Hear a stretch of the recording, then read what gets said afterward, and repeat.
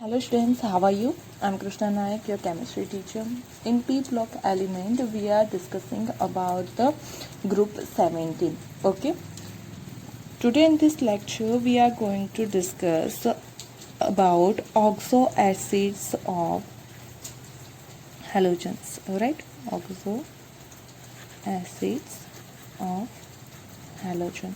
Already we discussed that कि oxo acid क्या होते हैं in the 16 group element. Okay. Now यहाँ पे हम हैलोजन के ऑक्सो एसिड के बारे में स्टडी करने वाले हैं. तो ये जो ऑक्सो एसिड है हैलोजन, वो बहुत ही डिफरेंट टाइप के ऑक्सो एसिड फॉर्म करते हैं. उनमें से ज़्यादातर अनस्टेबल है. ओके, लेकिन वो एक्वियस सॉल्यूशन में एक्सिस्ट करते हैं. और जो हमारा फ्लोरीन है वो सिर्फ एक ही ऑक्सो एसिड फॉर्म करता है. ओके, वो है HOF. Okay, fluorine forms only one oxo acid HOF. Okay, और जो HOF है उसका नाम हो जाएगा हाइपोफ्लोरस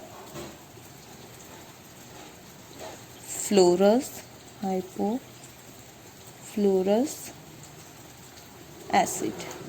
ओके, तो ये फ्लोरीन है जो सिर्फ एक ही ऑक्सो एसिड फॉर्म करते हैं. बाकी के जो ऑक्सो एसिड है वो हम देख लेते हैं कि क्लोरीन, ब्रोमीन और आयोडीन किस तरह के ऑक्सो एसिड फॉर्म करते हैं. ओके, हम इन ऑक्सो एसिड को एक टेबल के फॉर्म में देखते हैं ताकि आप क्लोरीन, ब्रोमीन और आयोडीन के ऑक्सो एसिड की फॉर्मूला और नेम अच्छे से लर्न कर सको. ओके, आपको याद रखने में आसानी हो, उस वजह से हम उसे एक ब्रैकेट के थ्रू समझने की मतलब ब्रैकेट में टेबल फॉर्म करके उससे देख लेते हैं. ओके, नाउ फर्स्ट हमारा ऑक्सो एसिड है वो होता है HOCl टाइप का. ओके, किस टाइप का? HOCl. अगर ब्रोमीन का होगा तो वो हो जाएगा HOBr और आयोडीन का होगा तो हो जाएगा HOI. ओके, ना इसका जो नेम है वो है हाइपोक्लोरस एसिड. ओके, नाम क्या है? Hypochlorous acid. ओके, चलो, तो इसका नाम क्या हो जाएगा? Yes, हाइपोब्रोमस acid. ओके, और इसका नाम हो जाएगा हाइपो आयोडस एसिड. ओके, सही है. तो आपको यहाँ पे आसानी रहेगी ऐसे याद रखने में. किसी एक का भी आप याद कर लोगे तो दूसरों का आप जो बाकी के दो हैलोजन है उसके ऑक्सो एसिड इजीली याद रख सकते हो ना. यहाँ पे हमें पता है ऑक्सीजन की इलेक्ट्रोनेगेटिविटी ज़्यादा होती है एज कम्पेयर टू क्लोरीन. तो ऑक्सीजन का -2 चार्ज मतलब क्लोरीन का चार्ज हो जाएगा. यहाँ पे ऑक्सीडेशन स्टेट हो जाएगा +1. ओके, क्योंकि ऑक्सीजन का होता है +2. ओके, तो सॉरी -2 तो यहाँ से +1 कट जाएगा तो -1 रहेगा. -1 को स्टेबल करने के लिए चाहिए हमें +1, मतलब क्लोरीन, ब्रोमीन और आयोडीन का ऑक्सीडेशन स्टेट होगा हाइपोक्लोरस, हाइपोब्रोमस और हाइपोआयोडस एसिड में +1 ऑक्सीडेशन स्टेट होगा. ओके, दूसरा जो है वो है HClO2. ओके, और आप उसे इस तरह से भी याद रख सकते हो HOClO, ताकि आपको उसका स्ट्रक्चर ड्रॉ करने में आसानी रहे. ओके, इस तरह के जो है वो सिर्फ क्लोरीन ही फॉर्म करता है ऑक्सो एसिड, ये दोनों फॉर्म नहीं करते हैं. इसका नाम है क्लोरस एसिड. HClO2 को बोलते हैं क्लोरस एसिड. ओके, नाउ यहाँ पे देखो दो ऑक्सीजन है तो -2 × 2 -4, उसमें से एक हाइड्रोजन का निकल जाएगा तो -3 को बैलेंस करने के लिए क्लोरीन के होंगे यहाँ पे +3 ऑक्सीडेशन स्टेट. ओके, इसका नाम क्या है? Chlorous acid. सिर्फ क्लोरीन ही क्लोरस एसिड टाइप का ऑक्सो एसिड फॉर्म करता है. नेक्स्ट देखते हैं हम, वो है हमारा HClO3. ओके, देखो पहले के लिए आप ऐसा भी लिख सकते थे HClO. HCl एक oxygen, HCl 2 oxygen, HCl 3 oxygen. पहले हाइपोक्लोरस, फिर क्लोरस एसिड, अब हो जाएगा क्लोरिक एसिड। ओके, इसका नाम हो जाएगा क्लोरिक एसिड। आप उसका स्ट्रक्चर याद रखने के लिए ऐसे भी उसे लिख सकते हो, HOClO2। Okay, HOClO2। हम स्ट्रक्चर क्या करेंगे, तो इनमें से सिर्फ क्लोरीन के स्ट्रक्चर देख लेंगे।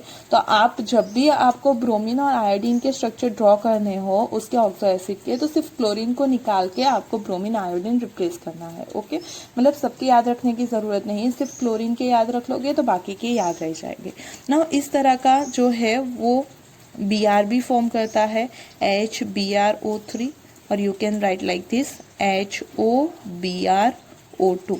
ओके, ये क्लोरिक एसिड है तो ये हो जाएगा ब्रोमिक एसिड।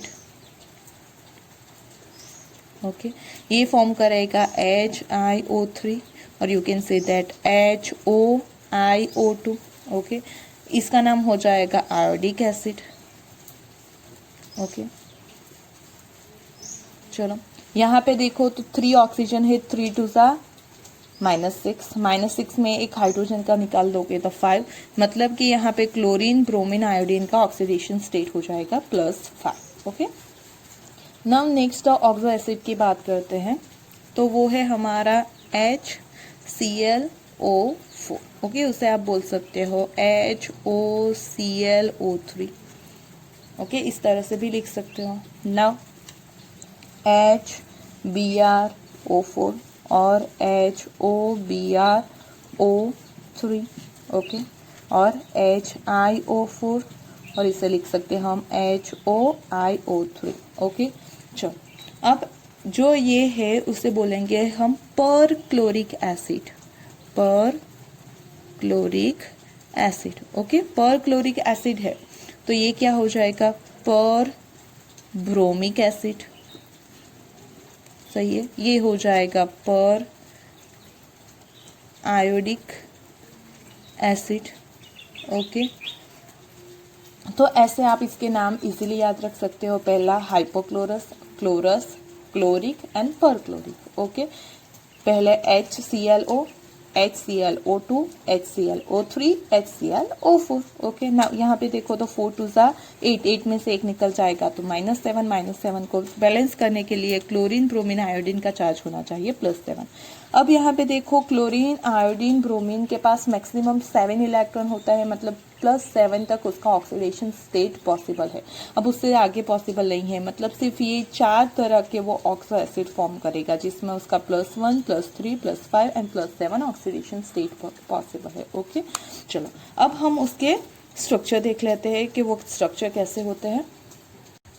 पहले हम स्ट्रक्चर देखेंगे HOCl का। ओके, HOCl कैसे स्ट्रक्चर फॉर्म करेगा, तो देखो HOCl। ओके, तो आपको ड्रॉ करना है HOCl, हो गया। ओके, ये पहला हो गया हमारा HOCl का। ये कौन सा है, हाइपोक्लोरस एसिड। अगर आपको हाइपोब्रोमस एसिड या हाइपोआयोडस एसिड ड्रॉ करना है तो Cl की जगह Br और I रिप्लेस कर दो, then you will get respective hypo acid. Okay, okay, तो दूसरा जो है वो हमारा है chlorous acid. Okay, chlorous acid की फॉर्मूला है HClO2 और you can write like this HOClO। ओके, तो देखो मैं दोनों फॉर्मूला लिख लेती हूँ, HClO2 और you can write like this HOClO। Okay, चलो उसकी स्ट्रक्चर कैसे फॉर्म होगी, तो देखो यहाँ पे HO एक बॉन्ड है, फिर Cl है, फिर O है, then you have to write like this. यहाँ पे H हो गया, ये ऑक्सीजन हो गया, ये Cl हो गया। ओके, और दूसरा ऑक्सीजन उसके साथ डबल बॉन्ड में HOClO। समझ में आ गई बात। तो ये हो गया हमारा क्लोरस एसिड, हाइपोक्लोरस एसिड, उसके बाद क्लोरस एसिड। अब क्लोरिक एसिड की बात करते हैं, हमारे थर्ड फॉर्मूला की। ओके, जो थर्ड फॉर्मूला है वो क्या है, HClO3 क्लोरिक एसिड और you can write like this HOClO2। Okay, चलो पहले H है तो H, फिर O, फिर Cl।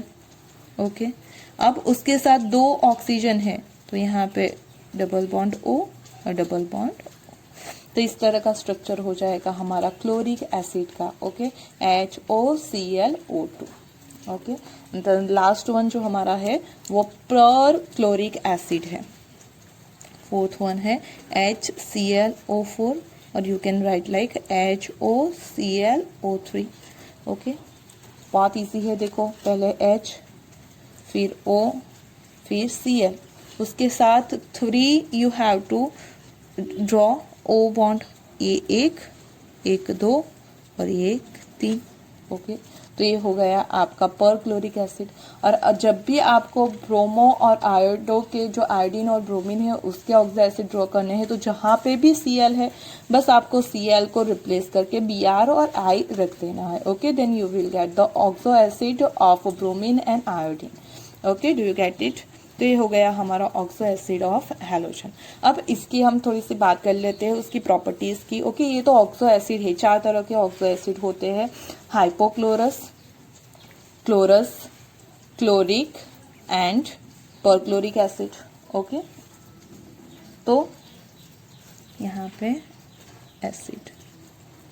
ओके, तो अब इसके स्ट्रक्चर भी देख लिए, उसकी प्रॉपर्टी की बात करते हैं हम कि जो है उसकी एसिडिक स्ट्रेंथ कैसी है। जैसे कि एसिड एसिड बोल रहे हैं हम, तो कौन सा एसिड सबसे ज़्यादा एसिडिक है। ओके, स्टेबिलिटी किसकी ज़्यादा है। ये जो ऑक्सो एसिड है as a oxidizing agent use होते हैं, तो कौन सा ऑक्सो एसिड है उसका एसिडिक ऑक्सीडाइजिंग पावर सबसे ज़्यादा है, उन सब के बारे में देख लेते हैं हम। ओके, तो पहले हम बात करते हैं एसिडिक स्ट्रेंथ की। ओके, एसिडिक स्ट्रेंथ, किसकी एसिडिक स्ट्रेंथ सबसे ज़्यादा है वो देख लेते हैं हम। ओके, तो ये जो एसिडिक स्ट्रेंथ है, okay, acidic strength will be increase, okay, will be increase with decrease in atomic size. Okay, atomic size, sorry, atomic size decrease होने से एसिडिक स्ट्रेंथ इंक्रीज होगी। और यू कैन से दैट अगर electronegativity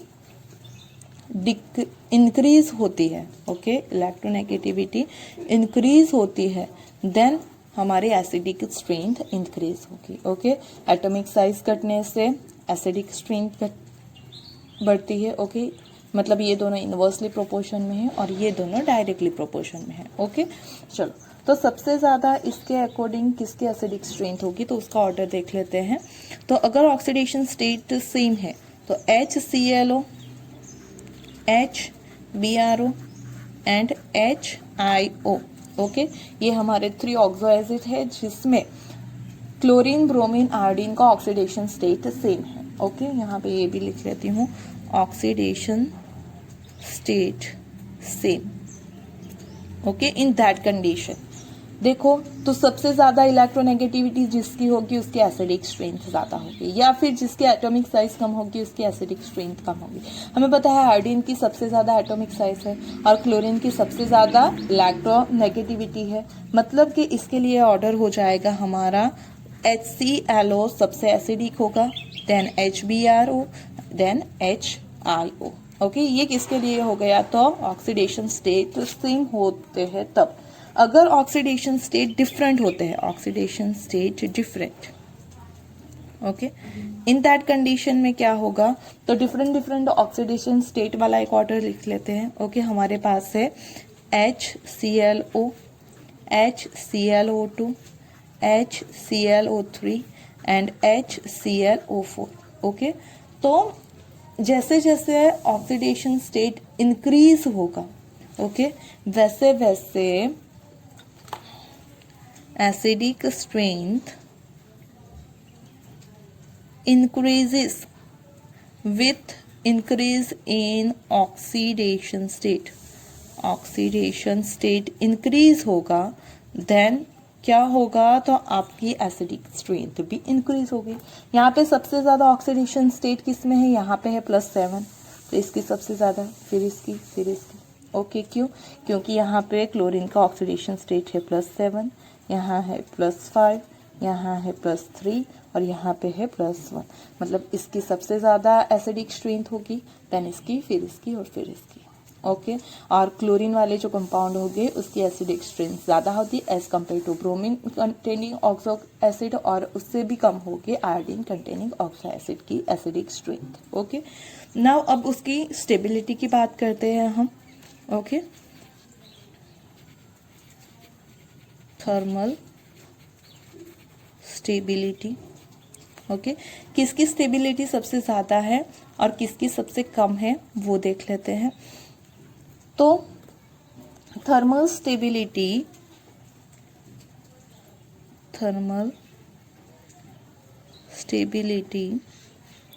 increases with decrease in oxidation state decrease होने से उसकी stability बढ़ेगी। देखो आप यहाँ से भी देख सकते हो कि सबसे ज्यादा एसिडिक है। एसिडिक किसे बोलते हो, तो जो इजीली H+ डोनेट करेगा। ओके, अगर ये H+ इजीली डोनेट कर रहा है, इट मीन्स कि वो थर्मली स्टेबल नहीं है। वो तुरंत H+ कब डोनेट करेगा, जब थोड़ी सी ही एनर्जी उसे प्रोवाइड करने पे वो H+ डोनेट करता है, मतलब सबसे ज्यादा एसिडिक है तो उसकी थर्मल स्टेबिलिटी कम होगी। ये सबसे कम एसिडिक है, मतलब उसकी थर्मल स्टेबिलिटी सबसे ज्यादा होगी। ओके, तो थर्मल स्टेबिलिटी का ऑर्डर क्या हो जाएगा, HClO greater than HClO2 greater than HClO3 greater than HClO4। आई बात समझ में? ओके, ये सबसे ज्यादा क्या है, स्टेबल है, उस वजह से क्या होगा, इजीली H को डोनेट नहीं करेगा, और H को डोनेट नहीं करेगा तो उसकी एसिडिक स्ट्रेंथ कम हो जाएगी। ये सबसे कम स्टेबल है, मतलब तुरंत ही एसिड को क्या करेगा, हाइड्रोजन को, वो प्रोटॉन को डोनेट करेगा, तो उसकी एसिडिक स्ट्रेंथ सबसे ज्यादा हो जाएगी। ओके, अगर आपको यहाँ पे लिखना होगा तो कैसे लिखोगे आप एसिडिक स्ट्रेंथ को? ओके, तो देखो यहाँ पे इसका जो एसिडिक स्ट्रेंथ है सबसे ज्यादा है। अगर एसिडिक स्ट्रेंथ सबसे ज्यादा है तो आप ऐसा बोलोगे कि नहीं, ये तो तुरंत ही वो कर देगा, ये हाइड्रोजन डोनेट नहीं कर तुरंत सॉरी हाइड्रोजन डोनेट करेगा तो वो स्टेबल नहीं होगा, लेकिन ऐसा नहीं है। क्यों? क्योंकि यहाँ पे जो है वो सारे क्लोरीन थे, तो जो बॉन्ड लेंथ है वो सेम आएगी, लेकिन यहाँ पे बॉन्ड लेंथ का डिफरेंस आएगा। जैसे जैसे एटॉमिक साइज बढ़ेगी वैसे वैसे बॉन्ड लेंथ बढ़ेगी, और बॉन्ड लेंथ बढ़ने से उसकी स्टेबिलिटी घटती है, वो इजीली ब्रेक हो सकता है। ओके, तो हम ये भी बोल सकते हैं कि thermal stability increases with decrease in atomic size। Atomic size अगर डिक्रीज होती है तो थर्मल स्टेबिलिटी इंक्रीज होगी। क्यों? क्योंकि अगर बॉन्ड लेंथ, एटॉमिक साइज कम है तो बॉन्ड लेंथ कम आएगी, बॉन्ड लेंथ कम है तो वो ज्यादा स्टेबल हो जाएगा, इजीली ब्रेक नहीं होगा।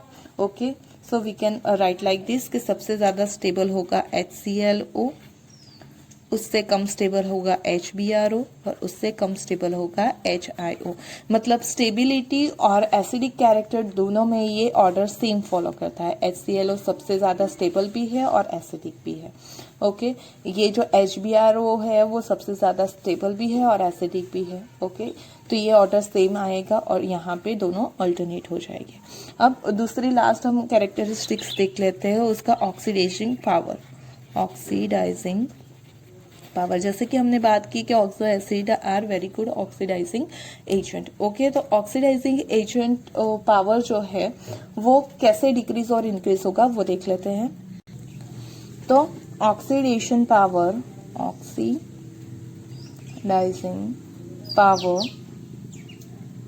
increases with decrease in oxidation number। Oxidation number decrease होने पे उसका ऑक्सीडाइजिंग पावर बढ़ेगा। ओके, जैसे कि हमारे पास यहाँ पे हो गए compound HClO, HClO2, HClO3, HClO4। Okay, तो यहाँ पे ऑक्सीडेशन नंबर इसका सबसे ज़्यादा है। ओके, यहाँ पे +7 ऑक्सीडेशन नंबर है, यहाँ पे +5, यहाँ पे +3 और यहाँ पे +1। हमने क्या बोला कि ऑक्सीडेशन नंबर घटने पे पावर बढ़ता है और बढ़ने पे पावर घटता है, मतलब इसका ऑक्सीडेशन स्टेट सबसे ज़्यादा है। ओके, तो उसका पावर सबसे कम होगा, इसका इसके ज़्यादा और इसका इससे ज़्यादा। इसका ऑक्सीडेशन नंबर सबसे लेस है तो उसका ऑक्सीडाइजिंग पावर सबसे ज़्यादा होगा। Okay, do you get it? चलो अब डिफरेंट हैलोजन के बारे में बात कर लेते हैं। तो ऑक्सीडाइजिंग पावर